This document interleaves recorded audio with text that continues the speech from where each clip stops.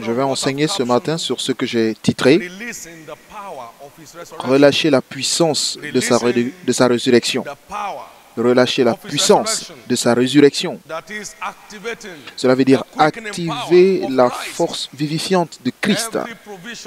Toute provision de la rédemption a aussi des conditions spécifiques qui doivent être accomplies avant qu'elle soit délivrée.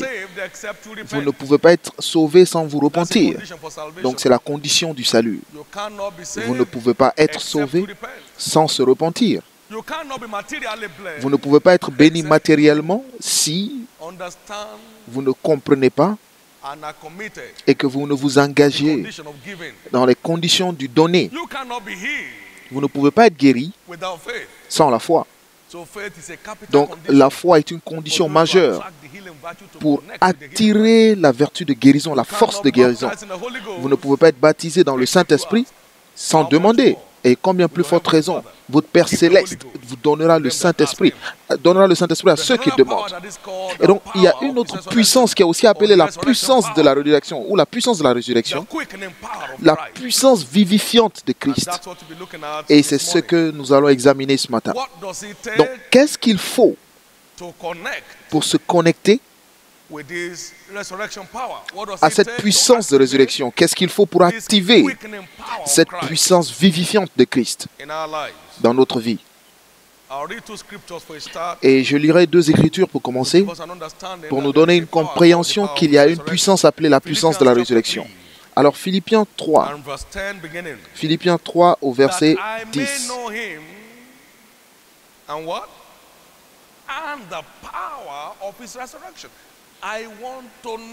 Je veux te connaître afin de connaître Christ et la puissance de sa résurrection. Je veux le connaître, avoir une rencontre avec sa puissance de résurrection et la communion de ses souffrances en devenant conforme à lui dans sa mort pour parvenir, si je puis, à la résurrection d'entre les morts. Ce n'est pas que j'ai déjà remporté le prix ou que j'ai déjà atteint la perfection, mais je cours pour tâcher de le saisir, puisque moi aussi j'ai été saisi par Jésus-Christ. Frère, je ne pense pas l'avoir saisi, mais je fais une chose, oubliant ce qui est en arrière et me portant vers ce qui est en avant. Je cours vers le but pour remporter le prix de la vocation céleste de Dieu en Jésus-Christ, afin de connaître Christ et la puissance de sa résurrection et la communion de ses souffrances, en devenant conforme à lui dans sa mort. Donc je n'y suis pas encore, mais je continue de le suivre parce que je dois y arriver. Pour parvenir, si je puis, à la résurrection d'entre morts. Mais une seule chose que je n'arrêterai jamais de faire, je continuerai de courir. Cette puissance n'est pas une chose que vous confessez. Ce n'est pas une chose que vous demandez, mais c'est une chose que vous payez. Dites payer. Maintenant, je viens et je pense que vous allez comprendre tout ce que Dieu vous dit aujourd'hui, parce que ce jour marque le début d'un nouveau jour pour beaucoup d'entre nous ici. Quiconque comprend ce que le Saint-Esprit dit aujourd'hui, c'est finalement échappé. Donc cela veut dire qu'aujourd'hui est votre jour d'échappatoire. Vous vous échappez finalement. Après ce jour, vous ne connaîtrez plus jamais le sens de la frustration dans votre vie. Donc pour rencontrer la puissance de sa résurrection, veut dire se libérer de tous les pièges de la frustration. Et c'est pourquoi je crois que lorsque vous comprenez ce qu'il faut, et que vous êtes prêt à payer ce qu'il faut, alors vous échappez finalement. Éphésiens 1 et au verset 17. Qu'est-ce qui est unique sur cette puissance de résurrection? Paul priait pour l'église d'Éphèse. Et il a dit, afin que le Dieu de notre Seigneur Jésus-Christ, le Père de gloire, vous donne un esprit de sagesse et de révélation dans sa connaissance, et qu'il illumine les yeux de votre cœur, pour que vous sachiez quelle est l'espérance qui s'attache à son appel, quelle est la richesse de la gloire de son héritage qu'il réserve aux saints, et quelle est envers nous qui croyons l'infinie grandeur de sa puissance. Dites l'infinie grandeur, se manifestant avec efficacité par la vertu de sa force. Maintenant, il commence à définir la puissance de résurrection maintenant. Une puissance infinie, une grandeur infinie. Et au verset 20, il l'a déployé en Christ en le ressuscitant des morts et en le faisant asseoir à sa droite dans les lieux célestes, afin qu'il illumine les yeux de votre cœur pour que vous sachiez quelle est l'espérance qui s'attache à son appel et quelle est la richesse de la gloire de son héritage qui réserve aux saints. Et parmi ces héritages, il y a aussi la grandeur infinie de sa puissance pour nous qui croyons. Selon l'efficacité de sa vertu, par la vertu de sa force, il l'a déployé en Christ en le ressuscitant des morts et en le faisant asseoir à sa droite dans les lieux célestes. Donc la puissance de sa résurrection est définie comme l'infinie grandeur de la puissance. Elle est définie comme la puissance, la grande puissance. Et il a dit que vous avez besoin que les yeux de votre cœur soient illuminés pour que vous sachiez ce qu'il faut pour marcher dans cet héritage de grandeur infinie. Vous devez comprendre les conditions à respecter pour accéder à la réalité de cette puissance de résurrection. Vous devez arriver à comprendre ce qu'il faut, sinon vous ne réussirez jamais à le saisir. Donc il faut une compréhension pour marcher dans sa puissance de résurrection. Donc vous devez comprendre ce que vous devez faire afin que cette puissance soit relâchée dans votre vie. Ils ont demandé à Pierre au jour de la Pentecôte, et les frères, que ferons-nous? Donc c'est un message fantastique, mais qu'est-ce qu'il faut pour y accéder? Et il a dit, repentez-vous, soyez baptisés et vous recevrez le don du Saint-Esprit. Donc il y a toujours des choses à faire pour vous connecter à ce qui a été pourvu. Donc que dois-je faire pour me connecter avec ce que Dieu a déjà pourvu pour moi en Christ, parmi lesquels se trouve la puissance de résurrection? Alors, comment accéder, comment me connecter et comment expérimenter le relâchement de cette puissance dans ma vie? Et c'est ce que nous voyons. Il y avait une histoire au sujet de John G. Lake en Afrique du Sud. Il y avait une épidémie dans le pays. Et tous ceux qui étaient affligés par cette épidémie, ils écumaient, ils avaient de la mauve, de la bave de la bouche. Et dès que vous touchez cette bave, par tous les mots, quel que soit le moyen par lequel vous la touchez, vous êtes contaminé par cette maladie. Et cette épidémie était mortelle. Dites mortel. Mais l'homme appelé John G. Lake, il avait un puissant ministère de guérison en Afrique du Sud. Et par la compassion qu'il éprouvait, il allait voir ces malades et il utilisait sa main pour nettoyer cette bave et il priait pour eux. Et ils étaient surpris que John G. Lake n'était pas affligé, n'était pas contaminé par cette maladie. Et donc, ils ont mis la bave qu'il avait dans sa main, on l'a mis au microscope, et ils ont compris que tous les germes, tous les microbes étaient morts dans sa main. Ce ne sont pas tous les êtres humains que vous voyez dans la rue qui ont un corps mortel. Et je veux que vous entendiez bien ce que je dis. Tous ceux qui touchaient à cette mort mouraient pour l'avoir touché. Mais voici un homme qui touchait cette bave tous les jours. Mais ce qui contaminait les autres ne pouvait pas le contaminer. Et je veux que vous compreniez qu'il y a un mystère dans la vie. La raison pour laquelle on nous vole, c'est parce que nous attendons que les choses prennent forme, ou alors que les choses prennent forme lorsque nous serons au ciel. Mais j'ai entendu Jésus dire que le royaume des cieux est en vous.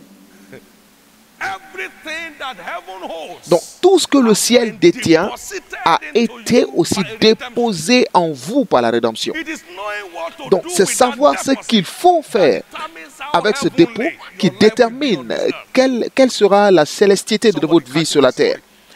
Est-ce que quelqu'un comprend l'histoire? Je dis, à cause de la rédemption, le ciel a été déposé en vous. Luc 17. Cessez de regarder ça et là, car le royaume des cieux se trouve en vous. Le ciel est déposé en vous. Mais c'est combien vous savez ce qu'il faut pour activer la réalité de ce ciel qui détermine comment vous vivez le ciel sur terre. John G. Lake, comme on le sait, n'avait plus un corps biologique, mais il avait un autre corps, avec une forme humaine, mais pas un contenu humain. Je ne sais pas si vous comprenez ce que je veux dire. Donc, ce qui détruisait les autres ne pouvait pas l'atteindre. Il y a un domaine dans lequel vous vivez. Lorsque l'épidémie qui détruit l'humanité ne peut pas détruire votre corps, parce que votre corps a été transporté. Très important. La parole de Dieu dit que tout ce qui est né de Dieu ne pêche pas, parce que la semence de Dieu est en lui. Dites la semence de Dieu. Donc, vous portez une semence divine en vous. Donc, lorsque vous savez ce qu'il faut en faire, alors le ciel devient une réalité naturelle. Dites une réalité naturelle. Jésus a été ressuscité des morts et il est venu les voir et il dit, est-ce que vous avez de la nourriture?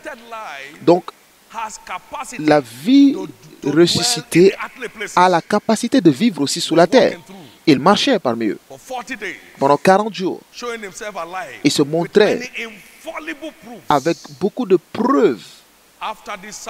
Après ce culte aujourd'hui, votre vie sera remplie de preuves. Beaucoup comprendront la réalité du ciel en regardant votre vie. Votre vie exposera le ciel en termes pratiques. Et c'est ce que Dieu est capable de faire. Et c'est ce qu'il veut faire. Et qu'est-ce qu'il faut pour se connecter à cette grande puissance infinie? Qu'est-ce qu'il faut pour rencontrer cette grande puissance? La puissance qui a été mise en œuvre lorsqu'il a ressuscité Jésus des morts. Alors, lisez avec moi 1 Corinthiens 15. 1 Corinthiens 15. Et nous commençons à partir du verset 35. Et Luc 17, 21. Le royaume des cieux se trouve en vous. Le ciel peut devenir une réalité lorsque vous vous connectez à la puissance qui fait la réalité. Et la puissance de réalité est ce qui rend le ciel une réalité dans cette terre, sous cette terre. Et donc, c'est la fin de tout ce qui frustre, de tout ce qui détruit, de tout ce qui tourmente dans votre vie. Donc, tout ce qui n'est pas obtenu au ciel et qui a été, mais qui se trouve en nous, cela ne se trouvera plus jamais en vous. Alors, suivez pendant que je lis. Mais quelqu'un dira, comment les morts ressuscitent-ils et avec quel corps reviennent-ils? Dites corps. Insensé. Ce que tu sèmes ne reprend point vie s'il ne meurt. Maintenant, nous allons voir. Ce que tu sèmes ne reprend point vie s'il ne meurt.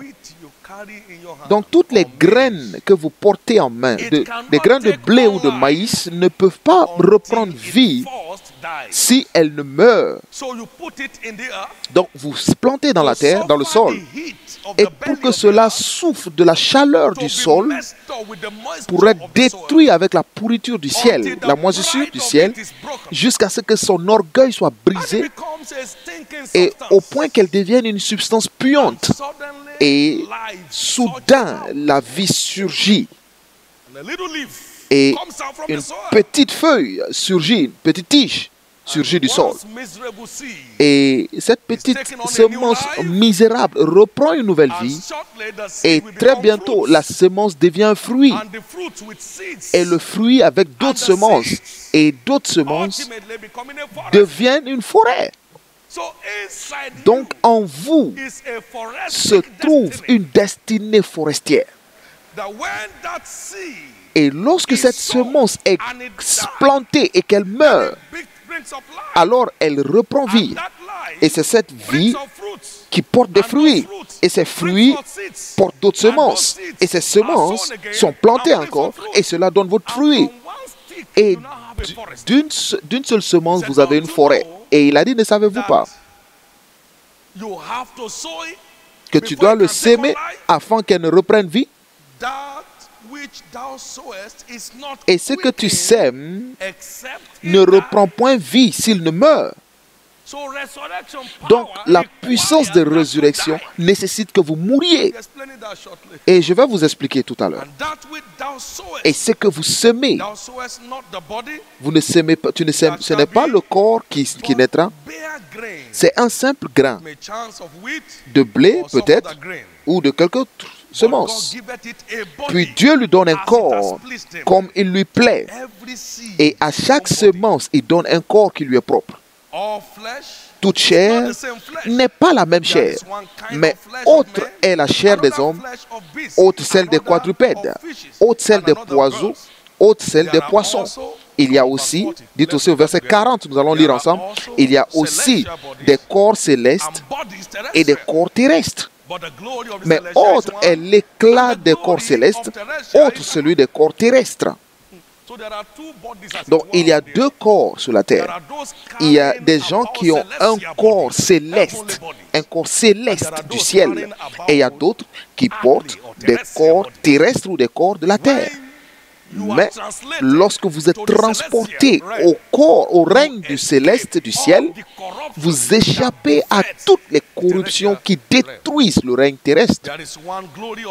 Autre est l'éclat du soleil, autre l'éclat de la lune et autre l'éclat des étoiles. Même une étoile diffère en éclat d'une autre étoile. Ainsi en est-il de la résurrection des morts. Maintenant, écoutez ceci.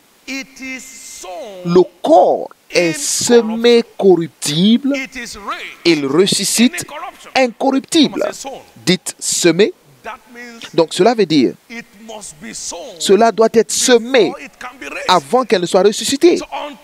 Donc tant que votre vie n'est pas pratiquement semée à Dieu, elle ne peut pas se ressusciter. Il est semé, dites semé. Maintenant, cela suit rapidement. Il est semé, dans le verset 43, il est semé méprisable, il est ressuscité glorieux, dites semé. Il est semé infirme, il ressuscite plein de force, semé. Il est semé corps animal, il ressuscite corps spirituel, semé, semé, semé. Et c'est ce que vous devez faire pour vous connecter à la puissance de sa résurrection. Semer. Votre vie doit être une semence à Dieu. Semer pour sa cause. Il est la raison pour laquelle vous vivez. Et j'espère que quelqu'un comprend ce que j'essaie de dire. Alors, je veux que vous souligniez le terme semer. C'est votre Bible, vous ne l'avez pas prêté. Donc, il est semé incorruptible. Il est semé dans le déshonneur. Il est semé dans la faiblesse. Il est semé dans le corps animal. Maintenant, écoutez ce qu'il dit. Il est semé corps animal, il ressuscite corps spirituel. Donc, s'il y a un corps animal, il y a aussi un corps spirituel. Il y a aussi un corps céleste, il y a un corps terrestre. Maintenant, écoutez. C'est pourquoi il est écrit, le premier homme, Adam, devint une âme vivante. Le dernier Adam est devenu quoi? Un esprit vivifiant. Donc, il a une puissance vivifiante qui nécessite que vous vous sémez vous-même. Et lorsque vous vous sémez comme une sémence à Dieu et à son but sur la terre, vous devenez, vous êtes habilité à la force vivifiante de Christ.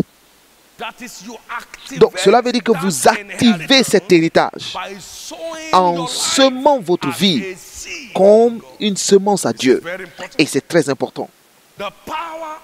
La puissance de sa résurrection exige un dévouement pratique. Un dévouement pratique. Et c'est le prix à payer pour vous connecter à la puissance de sa résurrection. Ce n'est pas l'intercession, ce ne sont pas les supplications. Ce ne sont pas les louanges. Mais c'est un dévouement total. Lorsque vous êtes complètement dévoué à Dieu, vous vous donnez entièrement à Dieu. Vous provoquez le relâchement de sa puissance de résurrection. Alors, le corps corruptible devient incorruptible et le mortel devient immortel. Et c'est l'essence de sa résurrection, sa puissance de résurrection. C'est de vous transporter de la mortalité à l'immortalité, de l'humanité à la divinité, de la corruption à l'incorruption. C'est tout. Mais vous l'entendez dire encore et encore, il est sémé corruptible, il est ressuscité incorruptible. Il est semé méprisable, il est ressuscité glorieux. Il est semé infirme et il ressuscite plein de force. Il est semé corps animal, il ressuscite corps spirituel. Donc, le corps n'est pas vivifié sans mourir. Maintenant, écoutez Jésus parlant ici, en termes très clairs. Dans Jean 12, verset 24.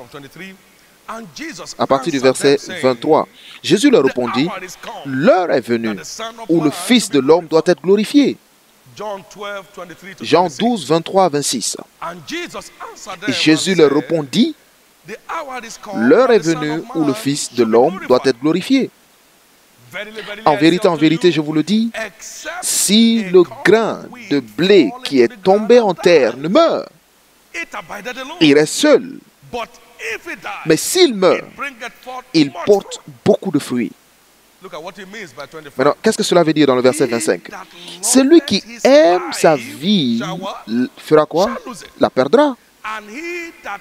Et celui qui hait sa vie dans ce monde la conservera pour la vie éternelle. Si quelqu'un me sert et qu'il veuille voir ma gloire sur la terre, qu'il suive cette procédure. Et là où je suis, là aussi sera mon serviteur. Et si quelqu'un me sert comme ça, le Père l'honorera. Donc, cela veut dire que vous ne pouvez pas vous connecter à la puissance de sa résurrection si vous n'êtes pas prêt à mourir comme une graine. Donc, cela veut dire haïr votre vie à cause de votre amour pour lui. Et donc, cela veut dire que ce qui l'intéresse est plus important pour vous que ce qui vous intéresse. Il a la prééminence et la priorité dans votre vie et dans toutes les affaires de votre vie. Je veux que vous compreniez qu'il y a un prix à payer pour expérimenter la puissance de sa résurrection. Il a un prix à payer. Et comment Jésus y est arrivé? Dans Jean 10, versets 17 à 18. Le Père m'aime parce que je donne ma vie afin de la reprendre. Jean 10, 17 et 18.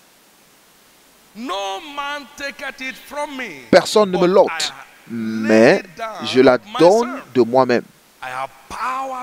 J'ai le pouvoir de la donner et j'ai le pouvoir de la reprendre. Tel est l'ordre que j'ai reçu de mon Père.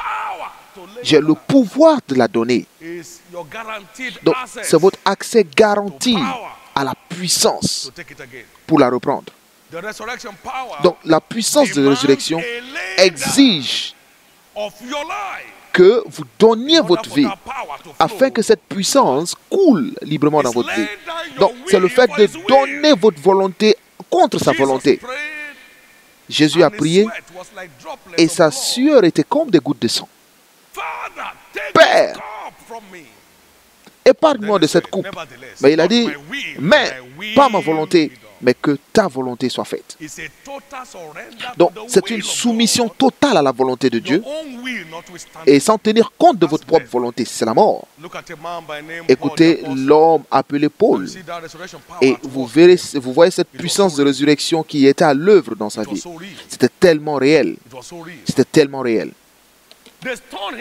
Ils l'ont lapidé et ils l'ont fait sortir de la ville en le tirant sur le sol.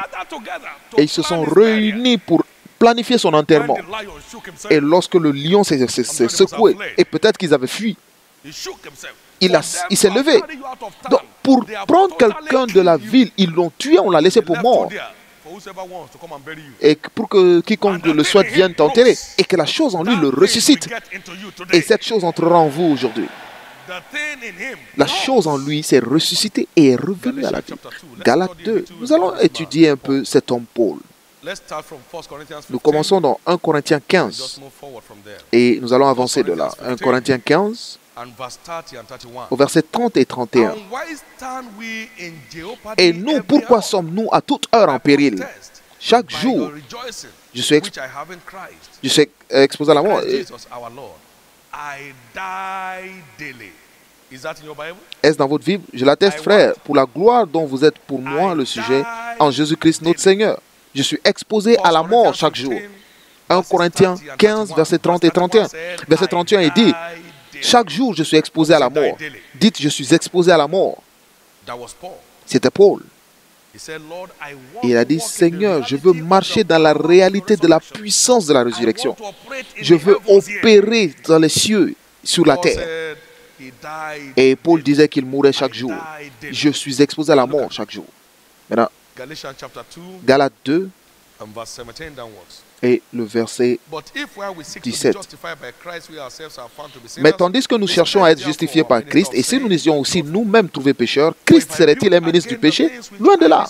Car si je rebâtis les choses que j'ai détruites, je me constitue moi-même un transgresseur. Car c'est par la loi que je suis mort à la loi, afin de vivre pour Dieu. Maintenant, verset 20. J'ai été quoi? J'ai été crucifié avec Christ. Dites crucifié. Crucifixion. La crucifixion est le prix de la résurrection. J'ai été crucifié avec Christ. Et si je vis, ce n'est plus moi qui vis, c'est Christ qui vit en moi. Si je vis maintenant dans la chair, je vis dans la foi au Fils de Dieu qui m'a aimé et qui s'est livré lui-même pour moi. J'ai été crucifié. C'est pourquoi je ne suis plus celui qui suis derrière ma vie. Ce n'est plus moi qui vis. Si je vis, mais c'est Christ ressuscité qui vit en moi. Pas moi. Je ne suis plus la force motrice de ma vie. C'est ce que Paul essaie de dire. Donc, lorsque vous êtes vraiment crucifié avec Christ, le Christ ressuscité commence à vivre sa vie dans votre corps mortel. Et vous devenez une merveille vivante. Paul était une merveille vivante. Paul était une merveille vivante. Et dans son témoignage, il a dormi une nuit dans l'abîme, dans l'eau. Rien n'a avalé Paul, comme c'était le cas pour Jonas avec la baleine. Mais Paul a passé la nuit dans l'eau et il n'a même pas été envoyé à l'hôpital lorsqu'il est sorti. Il n'y avait aucun gadget scientifique sur lui. Une nuit entière. Un homme crucifié démontre naturellement la puissance de la résurrection. Et je veux que vous sachiez ce que cela veut dire. Philippiens 1, verset 21. Est-ce que nous pouvons le lire ensemble? Philippiens 1, verset 21. Vous y êtes? Maintenant, lisons. Car Christ est ma vie et la mort m'est un gain. C'est l'homme.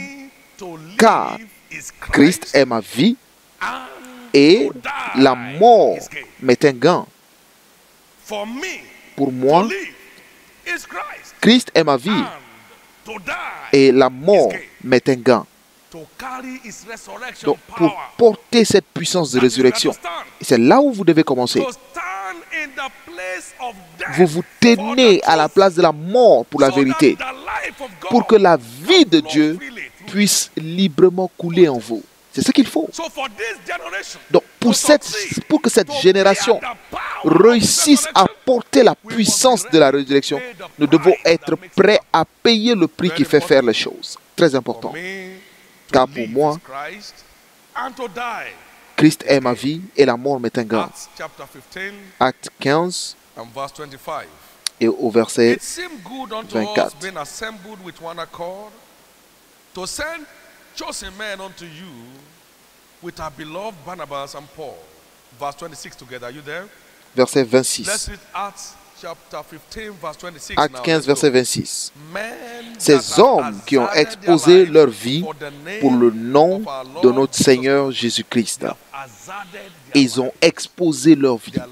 Donc leur vie n'avait aucun sens pour eux à cause du nom de Jésus-Christ. Et au verset 20, le chapitre 20 au verset 4. Pardon, chapitre 20, verset 24. Mais je n'ai fait pour moi-même aucun cas de ma vie comme si elle m'était précieuse, pourvu que j'accomplisse ma course avec joie et le ministère que j'ai reçu du Seigneur Jésus, d'annoncer la bonne nouvelle de la grâce de Dieu. Mais je ne fais pour moi aucun cas de ma vie. C'est ce qu'il faut. C'est ce qu'il faut pour couler dans cette puissance de résurrection. Mais je ne fais pour moi-même aucun cas de ma vie, comme si elle m'était précieuse. Jésus l'a donnée avant de pouvoir la reprendre. Donc, tant que je ne donne pas ma vie, je ne peux pas recevoir cette puissance. La puissance de la reprendre commence par la puissance de la donner. Donc, lorsque vous la donnez réellement, elle devient votre élan pour la reprendre. Et c'est pourquoi je vais vous enseigner sur la puissance de donner, la puissance de la donner, et j'ai aussi la puissance de reprendre. Cette femme a versé de l'huile sur le pied de Christ et c'était pour sa mort. C'était pour sa mort. Et elle a fait face à la mort avec le sourire. Il a fait face à la mort avec le sourire. Et lorsque vous faites la volonté de lorsque faire la volonté de Dieu devient votre mode de vie, alors la mort a été rachetée. Maintenant, la puissance de la résurrection commence à couler. Ils se moqueront de vous avant qu'ils ne vous fassent. Il faut que vous mouriez d'abord. Ce sera détruit, comme c'était le cas, avant que cela ne soit réparé. Très important. Très important. La crucifixion est le prix de la résurrection. Donc, tant que vous ne vous soumettez pas pour être crucifié avec Christ, vous ne pouvez pas ressusciter avec lui. La puissance de résurrection répond à votre crucifixion. Je suis crucifié avec Christ. Si je vis, ce n'est plus moi qui vis, mais c'est Christ qui vit en moi. Alors, vous vous souvenez ce qu'on a dit de Paul? On a dit que les dieux sont venus dans l'apparence des hommes. Acte 14, 11. Les dieux sont venus dans l'apparence des humaines, vivent dans le céleste, marcher sur la terre. Et cela sera votre portion à partir d'aujourd'hui. Est-ce que je peux vous entendre crier très fort Amen? Je veux vous entendre crier très fort Amen. Je veux vous entendre crier très fort Amen. Lorsque cette puissance est à l'œuvre en vous, vous devenez immolestable. Vous devenez irrésistible. Vous devenez une merveille vivante. Ce qui détruit les autres, ce qui afflige et contamine les autres ne peut pas vous toucher à cause des choses qui sont en vous. Cela devient votre portion à partir d'aujourd'hui. Est-ce que vous pouvez dire très fort Amen? C'est votre C'est la façon dont vous êtes dévoué à Dieu et à sa volonté détermine la puissance de résurrection. Cela détermine le niveau de rencontre que vous avez avec la puissance de sa résurrection. Nous n'aurons pas tous le même niveau de rencontre, non. Chacun détermine le niveau de rencontre qu'il aura. Il y a la gloire du soleil, il y a aussi la gloire de la lune. Donc, une étoile dépasse l'autre en gloire. C'est très important. Le prix doit être payé avant que les biens soient livrés. Le prix doit être payé avant que les biens ne soient livrés. Dans 2 Timothée 1, dans 2 Timothée 2, au verset 9 à 12, pour lequel je souffre jusqu'à être lié comme un malfaiteur, mais la parole de Dieu n'est pas liée. Vous y êtes? C'est pourquoi je fais quoi? Je supporte tout à cause des élus, afin qu'eux aussi obtiennent le salut qui est en Jésus-Christ avec la gloire éternelle. Cette parole est certaine, car si nous sommes morts avec lui, qu'est-ce qui se passe? Nous vivrons aussi avec lui. Verset 12, si nous persévérons, nous régnerons aussi avec lui. Si nous le régnons, lui aussi nous régnera. Donc, vivre avec lui, pour vivre avec lui, vous devez être prêt à mourir avec lui. Pour ressusciter avec lui, vous devez être prêt à souffrir avec lui. Et je définis la souffrance comme je le disais avec l'équipe le vendredi. Ce n'est pas souffrir en termes de maux de tête, maux de ventre, des problèmes, des attaques et tout ça. Mais c'est endurer les exigences de la vérité pour ce qui concerne vos désirs en Christ. Vous avez un héritage en lui et il vous a dit ce qu'il faut faire. Vous endurez avec persévérance les exigences de cette vérité jusqu'à ce que cet héritage vous soit livré. Donc, cela veut simplement dire l'endurance. Dites l'endurance. Vous tenir ferme sous les conditions jusqu'à ce que la promesse soit délivrée. Je souffre de troubles, mais j'endure tout. Jésus qui, pour la gloire qui était établie devant lui, a enduré la croix. Alors, la souffrance veut dire l'endurance. Ça veut dire quoi? Hébreux 12, verset 2. Endurer la croix en méprisant la honte. Et il est maintenant assis à la droite de majesté. Il a enduré à cause de ce qu'il a vu venir. Et laissez-moi vous dire ceci, peuple de Dieu. Tenir ferme dans l'accomplissement des exigences des Écritures est ce qui provoque le relâchement de la puissance de résurrection. Si vous le voulez, alors vous devez endurer les exigences des Écritures comme un mode de vie jusqu'à ce que cette puissance commence à couler. Trop d'attendre longtemps. Levez-vous et soyez prêts à payer le prix. Et la puissance sera vôtre, sans qu'aucune force vous en empêche. C'est le temps de décider. C'est le temps de décider pour la cause de Christ aujourd'hui. Et vous verrez opérer avec cette puissance dans votre vie. Vous avez suffisamment souffert. C'est le temps de retourner. C'est le temps de retourner.